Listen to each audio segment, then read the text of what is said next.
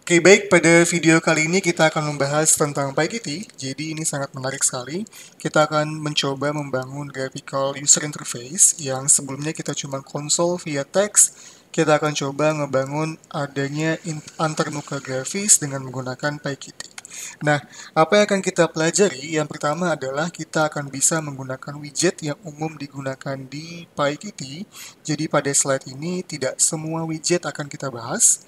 Dan widget itu kalau anggapannya seperti misalnya button, terus list, atau tabel, atau checkbox, dan lain sebagainya. Yang itu sudah tersedia di PyKitty, dan kita tinggal menggunakan widget-widget yang sudah memiliki nama yang strict ya. Lalu selanjutnya kita akan belajar bagaimana di tiap-tiap widget itu kita bisa menggunakan sinyal-sinyal yang mampu diterima oleh masing-masing widget. Misal seperti button, itu bisa diklik, bisa double klik. Terus kalau ada line edit ataupun teks yang bisa dimasukkan, itu bisa dikasih enter ataupun mouse-nya bisa mengarah ke sana dan lain sebagainya. Jadi jenis-jenis event ataupun kejadian yang bisa kita tangkap dan kita bisa tindak lanjuti dengan suatu fungsi yang nanti akan kita coba buat.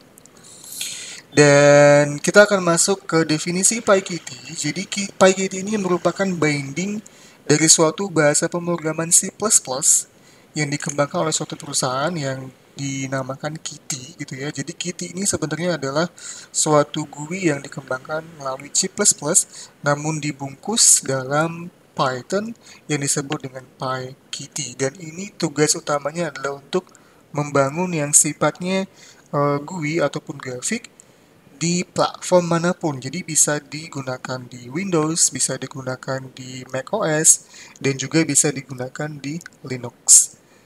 Dan juga PyKitty memiliki fitur-fitur yang sangat kaya sekali. Kita bisa menggunakan SVG ataupun grafik berbasis vektor. Atau bagi yang suka grafika komputer, kita bisa menggunakan OpenGL. Kita juga bisa mentransfer data menggunakan XML.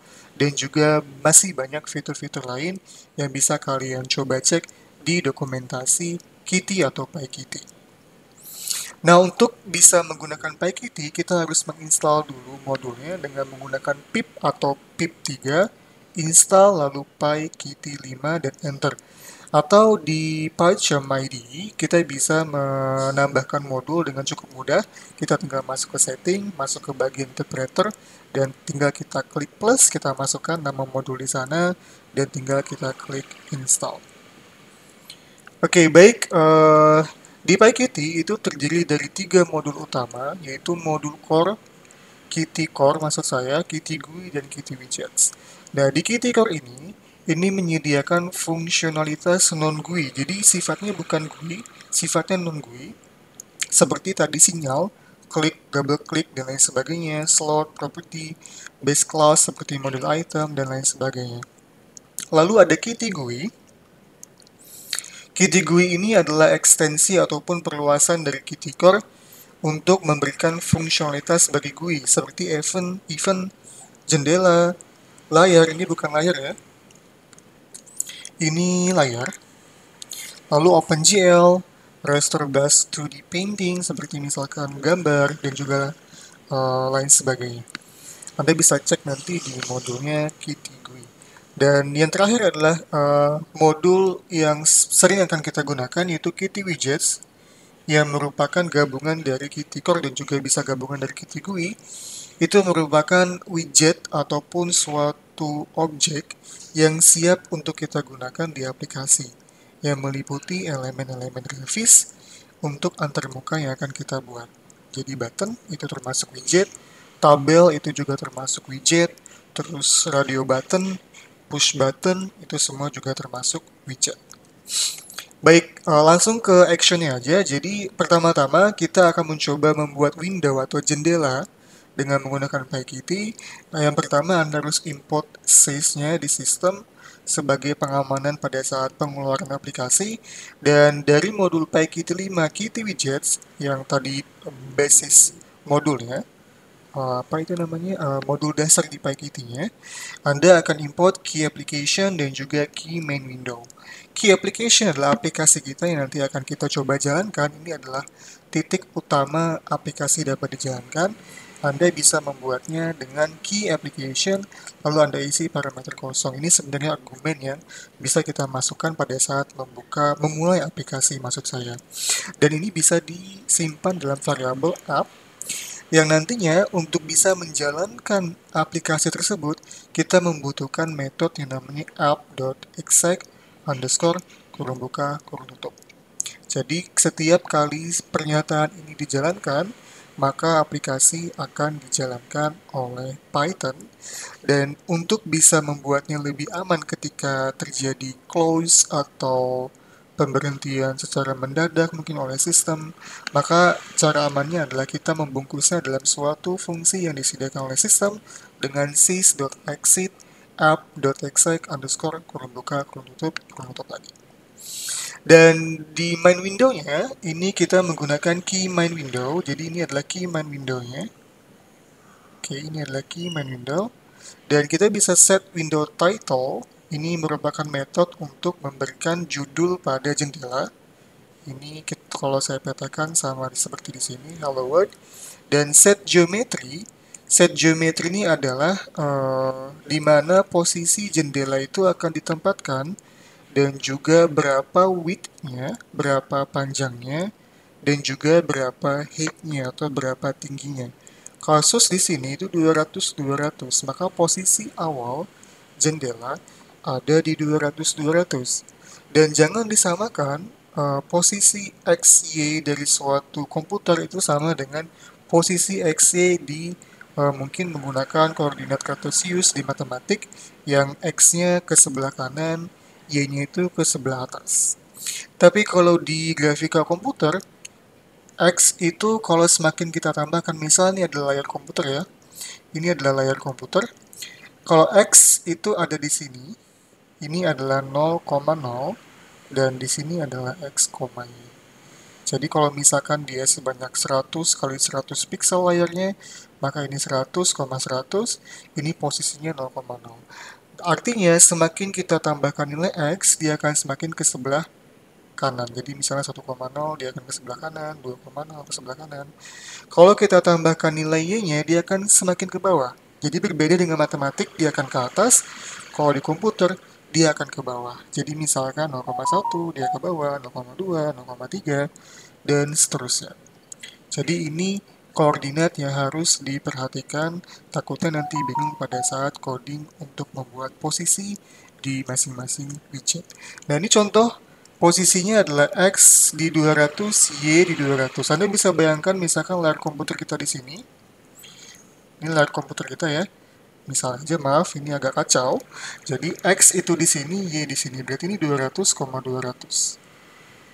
Dan ngapanya ini 200, ini juga 200, misal seperti itu gambarannya. Nah ini adalah delta X dan delta Y. Jadi panjang width-nya ini sebanyak 700 pixel di sini. Dan height-nya, panjangnya, tingginya adalah 500 pixel. Seperti itu. Jadi Anda bisa menentukan posisi dan juga area atau luas dari suatu jendela pada saat aplikasi pertama kali dijalankan.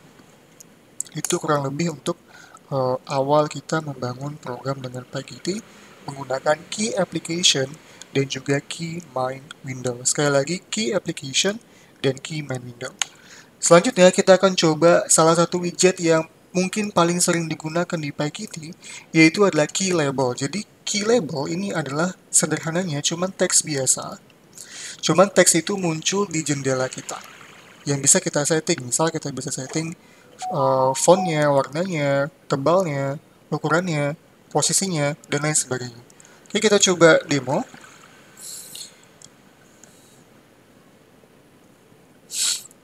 Nah, misal ini saya sudah punya codingan yang sebelumnya. Kalau saya jalankan, ini akan muncul jendela seperti ini, hello world. Nah, untuk bisa membuat key label, kita menggunakan sintaks key label. Dan sebelumnya Anda harus import key label di Kitty widget terlebih dahulu. Lalu Anda masukkan stringnya apa, lalu jangan lupa parent main window-nya. Anda bisa tidak menggunakan parent sama sekali, nggak masalah, sama aja. Cuman biar lebih jelas bahwa main window itu merupakan di mana kita akan menempatkan widget ini. Jadi key label sudah kita buat hello world, terus key label ini mau ditempatkan di jendela yang mana? Maka kita tempatkan di parent-nya adalah main window atau di jendela utamanya yang di hello world tadi. Nah ini kalau kita jalankan, karena jendela Hello World adalah di sini, maka ketika kita masukkan Hello World, dia akan muncul Hello World seperti ini. Nah, kita juga bisa merubah teks yang ada di label dengan menggunakan metode namanya setText. Jadi dia akan replace semua teksnya dengan teks yang baru. Contoh di sini saya ganti dengan merubah isi nih. Oke, saya rekam lagi. Nah, ini akan mengganti menjadi seperti ini. Ya, ini nggak muncul semua, nanti akan saya bahas kenapa kok bisa seperti itu. Lalu ada set word wrap through, jadi kita mencoba wrapping teksnya agar tidak lurus semua, tapi bisa ke bawah. Seperti kalau kalian wrap di Notepad ataupun di Excel, itu sama. Jadi dia word wrap ke bawah seperti ini. Jadi seolah-olah si label ini memiliki width-nya tertentu. Makanya kalau kita cetak cuman merubah isi nih, dia hanya kecetak sampai ini aja karena dia sudah melewati batas dari width si labelnya tadi sehingga tidak mungkin dimunculkan di layar. Kita nanti bisa mensiasatinya dengan metode-metode yang disediakan oleh label. Jadi kita juga bisa melakukan penghapusan semua teks dengan menggunakan metode clear di labelnya. Nah, ini kalau saya jalankan programnya, dia langsung hilang karena sudah saya clear sebelumnya. Lalu kita juga bisa set picture, tapi tidak akan saya bahas. Silakan kalian buka dokumentasi bagi yang berminat untuk bagaimana Anda bisa memasukkan gambar di label. Dan kita juga bisa membuat teks itu lebih kaya, lebih berwarna. Misal saya pengen membuat salah satu teksnya itu ada boldnya, maka saya membuat sintaks B diapit dengan sintaks teks B, maka bold nih itu akan menjadi bold. Coba kita cek ya. Nah, ini akan menjadi bold karena sudah saya apit dengan tag B dan ditutup dengan B. Ini adalah aturannya menggunakan HTML tag. Nah, selanjutnya kita juga bisa rubah ke italic dengan mengganti I, B juga dengan I. Kalau kita jalankan, dia akan berubah menjadi cetak miring. Selain itu, kita juga bisa memberikan warna pada font, pada teks tertentu dengan menggunakan font, lalu color. Kita set misalkan tanda petik 1 red, otomatis ini juga berubah menjadi red. Ditutup, dibuka dengan font, ditutup dengan font. Oke, kalau kita coba jalankan, nah ini akan berubah menjadi warna merah. Kita juga bisa ngeset misalnya size-nya, misalnya size-nya sama dengan 16, ini akan lebih gede lagi. Maka bold ini akan menjadi 16, tapi nyoba-nyobanya aja ini teksnya masih kecil. Nah, untuk bisa melihat semua fontnya tadi karena terbatas width, kita bisa adjust size. Jadi seolah-olah Python akan mengecek kembali, Kitty akan mengecek kembali seberapa besar width yang diperlukan dan seberapa besar height yang diperlukan untuk bisa menampung teks yang sudah kita buat. Jadi ada kalkulasi di sana. Jadi saya menyarankan kalau memang ternyata label teksnya sudah jelas isinya apa, mungkin kalian bisa set width sama height-nya lebih dahulu dengan menggunakan sintaks ini yang besar, .set fix size. Jadi kalau kalian sudah tahu berapa width sama height-nya, tinggal kalian isi misalnya 100,100. Tapi dalam kasus ini karena dia fleksibel, maka kita akan coba kalkulasi width height-nya dengan menggunakan adjust size. Jadi kalau saya jalankan, dia akan langsung kelihatan semuanya. Bold nih, dengan point size-nya adalah 16, dan sisanya menggunakan teks biasa. Oke, jadi seperti itu. Dan saya akan kembali ke slide. Oke, dan jangan lupa juga nanti di main window-nya harus di show. Ya, harus di show. supaya untuk memunculkan windownya. Karena kalau nggak di show dia akan nggak akan muncul di layar komputer. Kita sudah mencoba menggunakan key label dengan Python tadi. Sekarang kita akan coba rangkum sedikit apa yang sudah kita pelajari.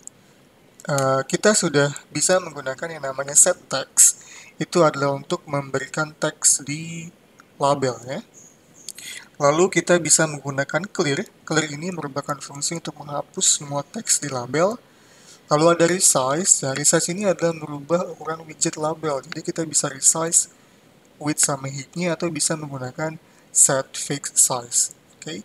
Terus ada adjust size. Ini menyesuaikan ukuran otomatis dengan isi label yang akan mengkalkulasi width dan height-nya. Lalu ada set word wrap untuk wrapping teksnya. Lalu move. Nah, move ini belum kita bahas ya. Jadi move ini bisa memindahkan posisi labelnya di window-window tertentu. Nanti akan kita coba bahas. Lalu set picture untuk bisa membuat gambar di label. Silahkan cek dokumentasi key-nya. Oke, kita akan masuk ke widget lain, yaitu key line edit. Nah, key line edit, Anda bisa lihat di gambarnya, itu merupakan suatu input data, tapi cuma satu baris, seperti line gitu ya. Sama seperti konsol kita lah istilahnya, cuma line per line. Nah, kita menggunakan key line edit. Untuk bisa membuat key line edit, Anda membutuhkan import di atas tadi dengan Qt Widgets, key line edit, lalu Anda masukkan key line edit, lalu di sini adalah isi teksnya di awal, dan jangan lupa Anda mau menempatkan key line edit itu pada jendela yang mana. Di sini, dalam kasus ini, saya masukkan pada jendela yang sama dengan jendela yang ada di teks labelnya. Ini saya isi teks kosong dulu. Setelah itu saya resize 550, jadi ini akan beresize sebanyak di sini menjadi 500, ini 50. Lalu saya move 0,50. Nah, kalau tidak saya move, maka posisi line editnya itu ada di sini. Ini posisinya. Jadi saya move sebesar X-nya tetap, tapi Y-nya berubah. Y-nya sebesar 50. Saya move, delta Y-nya adalah 50. Dia akan maju sebanyak 50 pixel menggunakan move. Maka dia akan pindah, posisinya menjadi seperti ini. Oke, itu adalah penempatan-penempatan dan pembuatan untuk key line edit. Selain itu, kita akan membahas sinyal yang bisa diterima oleh key line edit. Salah satu contohnya adalah dengan menggunakan return press, yang artinya sinyal diterima ketika enter atau keyboard enter itu ditekan oleh pengguna. Itu menggunakan return press. Kalau misalkan enternya ditekan. Nah, ketika kita mencoba menerima sinyal atau event return press, kita akan coba koneksikan itu ke fungsi tertentu. Sehingga ketika misalkan enter dilakukan, dia akan menjalankan fungsi yang sudah kita buat sebelumnya. Jadi di sini kita menggunakan connect, lalu nama fungsinya text ledit enter. Yang dimana sebelumnya sudah saya buat text ledit enter di sini. Yang isinya adalah membaca text ledit. Ini adalah text ledit. Kalau kalian lupa, ini text ledit. Untuk bisa mendapatkan teks di text ledit itu menggunakan metode text yang saya simpan di variable text. Lalu text labelnya ini adalah text label. Text labelnya saya set text dengan teksnya, lalu saya adjust size-nya sesuai dengan panjang dari string yang dimasukkan di text line edit. Jadi kurang lebih seperti ini bayangannya. Kalau kita masukkan teks di line edit, terus kita klik enter, dia akan muncul di labelnya sesuai dengan string yang kita masukkan. Contoh di sini saya ketikkan halo mahasiswa, ITK, lalu saya tekan enter, maka dia akan muncul halo mahasiswa ITK sesuai dengan apa yang kita ketikkan di line edit. Jadi kurang lebih untuk key line edit seperti itu. Nah, sedangkan untuk metode-metode umum di key line edit, itu kita sudah membahas set text, Anda tahu sendiri, untuk mengganti teksnya. Lalu ada clear, kita udah tahu lah checklist ya. Resize sudah, adjust size sudah. Nah, ini sit read only. Jadi ini kalau pengen line editnya tidak bisa diedit, cuman bisa dibaca aja, tidak bisa disunting. Kita menggunakan set read only. Move sudah, Return press connect sudah. Lalu ada yang namanya set clear button enable. Jadi kalau kita pengen nge-enable atau memungkinkan adanya tombol clear di line edit, itu kita bisa mengset set clear button enable. Jadi nanti di line editnya itu akan muncul tombol silang seperti ini kalau kita tulis. Dan kalau kita pengen clear, tinggal klik silangnya, dia akan langsung kehapus semua teksnya. Nanti silakan bisa kalian coba. Oke, kita lanjut ke widget yang lain, yaitu key push button. Jadi Anda bisa lihat di gambar sebelah kanan, itu ada button namanya submit. Ini adalah key push button. Jadi setelahnya kita nge-push atau ngeklik button tersebut. Nah, caranya adalah dengan menginisialisasi menggunakan key push button, lalu nama tombolnya, dan jangan lupa parentnya. Setelah itu ini saya move 510,50. Anda bisa tahu sendiri kenapa kok bisa seperti itu ya. Jadi saya move sebesar 510 sorry, dan bawahnya adalah 50.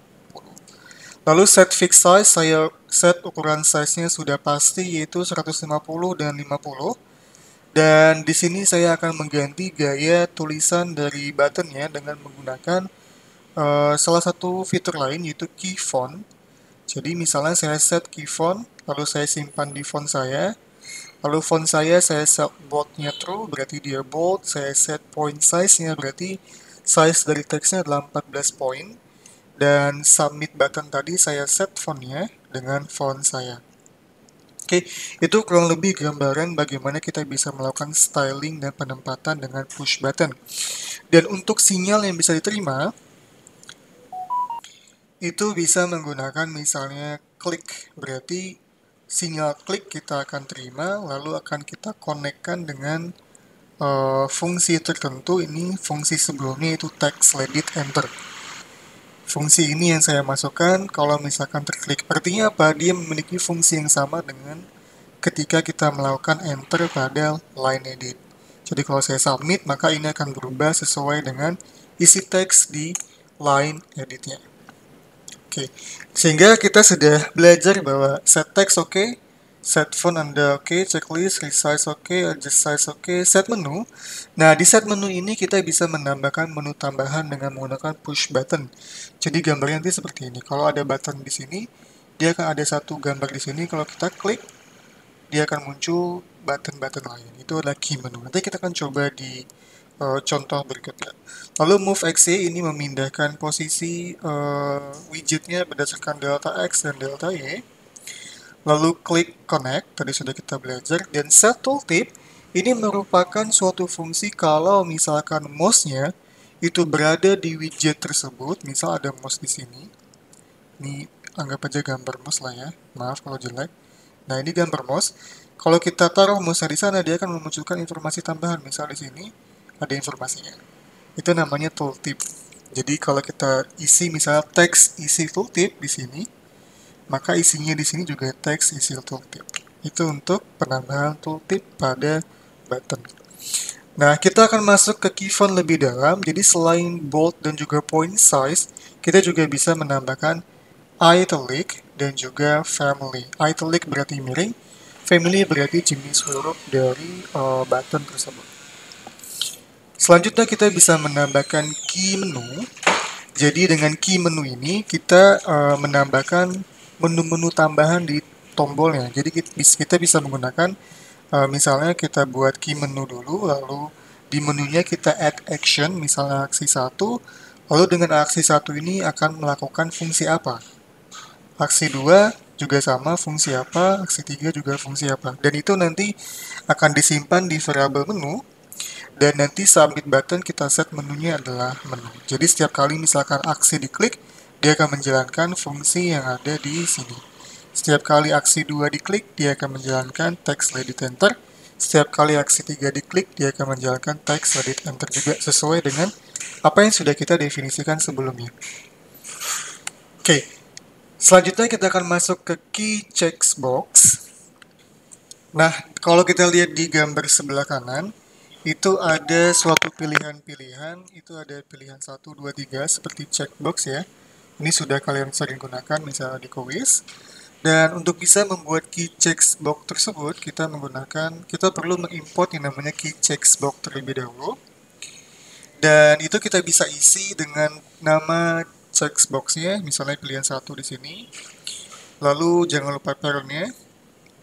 Ini saya buat 3 objek checkbox yang berbeda, pil 1, pil 2, dan pil 3. Lalu saya move sesuai dengan urutannya masing-masing biar lebih rapi. Dan di sini saya menggunakan state change sebagai sinyal yang akan diterima. Nah, state change ini merupakan suatu sinyal yang akan diterima kalau terjadi perubahan di checkboxnya. Misal ada check atau tidak ada check, itu akan diterima oleh sinyal set change dan nanti akan dikonekkan ke update label. Jadi di sini update label isinya adalah teks kosong, lalu saya cek kalau pil satunya kecek apa enggak. Jadi check ini mengembalikan true atau false, dan true kalau misalkan dia dicek, false kalau dia tidak dicek, kalau pilihan 1 CB-nya misalnya. Kalau dia dicek, maka saya tambahkan pilihan 1. Terus kalau misalnya di pil 2 juga dicek, maka dia juga ditambahkan teks plus sama dengan pilihan 2, dan seterusnya. Lalu setelah itu teks labelnya akan saya set teks dengan teks, lalu saya adjust size-nya. Intinya kalau saya cek misalnya pil 1, pil 2, maka tulisannya menjadi pilihan 1, pilihan 2. Kurang lebih seperti itu. Nah, ini adalah metode dari checkbox yang sudah saya demonstrasikan sebelumnya. Di sini set text oke, set font Anda juga bisa gunakan itu. Resize, edit size, check tadi ini adalah untuk mengembalikan apakah widget tadi sudah dicek atau belum, sudah tercek atau tidak. Terus move-nya oke, state change oke, set tooltip juga oke. Baik, kita akan masuk ke temannya, yaitu key radio button. Anda bisa lihat di gambarnya, ini adalah pilihan, cuman pilihannya hanya salah satu saja, seperti pilihan ganda gitu ya. Dan Anda bisa menggunakan yang namanya key radio button, sebelumnya diimport dulu, lalu namanya dan juga parentnya. Ini saya buat 3 variabel terpisah, pil 1, pil 2, dan pil 3. Di move, lalu di sini ada set check, ini adalah melakukan pemilihan pertama kali, atau pemilihan apapun itu, intinya memilih. Yang saya pilih adalah pil 2 RB. Jadi kalau saya set check di sini, maka yang lain itu sudah tidak tercek. Oke, jadi cuma pilihan 2 aja. Lalu ada sinyal namanya toggle, itu kalau terjadi perubahan di radio button. Jadi kalau misalkan kita toggle ternyata dari C ke B atau dari B ke A dia berubah, maka kita konekkan ke fungsi namanya update label. Kurang lebih alurnya sama seperti yang sebelumnya, dicek dulu apakah dia terpilih atau tidak. Kalau dia terpilih maka teksnya menjadi pilihan 1.text. Jadi teks ini adalah merupakan fungsi yang bisa kita gunakan untuk mendapatkan string di radio button. Running low ya. Oke, seperti itu. Dan itu juga berlaku untuk yang pil 2 dan juga pil 3. Lalu saya set text di text label teksnya tadi dan adjust size. Jadi intinya kalau saya awalnya ini adalah B ya, karena saya set checknya di pilihan 2, tapi saya pindah ke C, maka dia berubah menjadi C.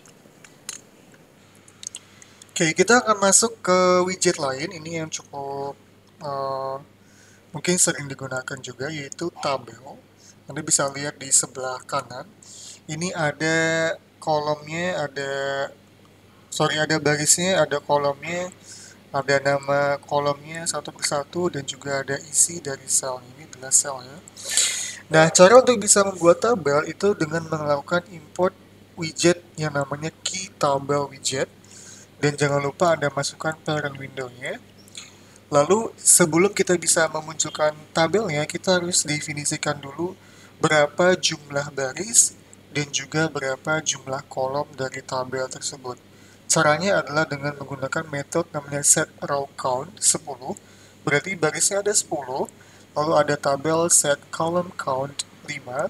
Ini berarti kolomnya ada sebanyak 5. Sampai saat ini kita masih belum mendefinisikan nama dari masing-masing kolom, ya. Dan di sini saya set fix size 700 agar tabelnya kelihatan. Lalu saya set horizontal header labels. Nama-nama labelnya tadi saya ganti, yang awalnya cuma angka 1, 2, dan seterusnya, saya ganti dengan nomor, NIM, nama, alamat, nomor telepon, sesuai dengan urutan kolomnya. Dan kita bisa mengisi sel atau mengisi item pada masing-masing sel di tabel dengan menggunakan set item. Dan di set item ini ada indeks row-nya atau baris, ini indeks kolomnya. Jadi kalau di sini sama seperti list ya, ini dimulai dari 0, 1, 2, 3, 4, dan seterusnya.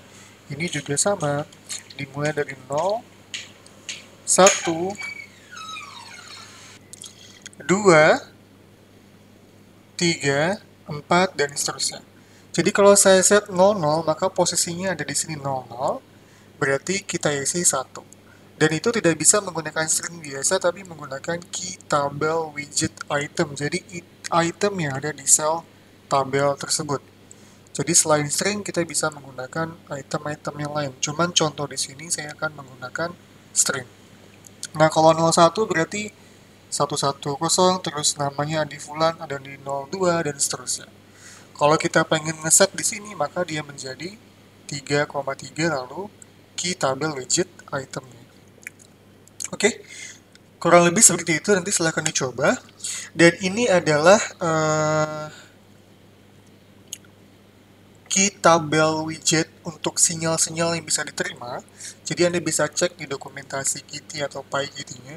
Ini cukup banyak sekali, ada cell activated, cell changed, kalau selnya berubah, terus cell click, cell double click, cell enter, cell plus, dan lain sebagainya. Press ini enter ya. Kalau nggak salah itu enter.